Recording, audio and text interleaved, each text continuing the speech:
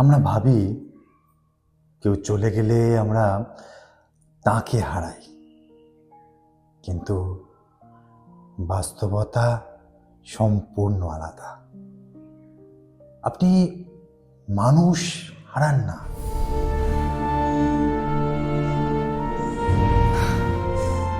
আপনি পরিচয় হারান।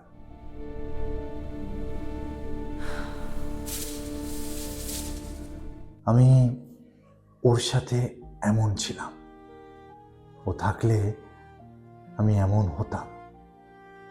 এই পরিচয় ভাঙাটাই আসল কষ্ট। সাইকোলজি একে বলে অ্যাটাচমেন্ট আইডেন্টিটি কোলাপস। এই স্টেজে মানুষ ভাবে আমি আর আগের মতো নেই। সেটা সত্য, কারণ আপনি আর আগের মানুষ নন।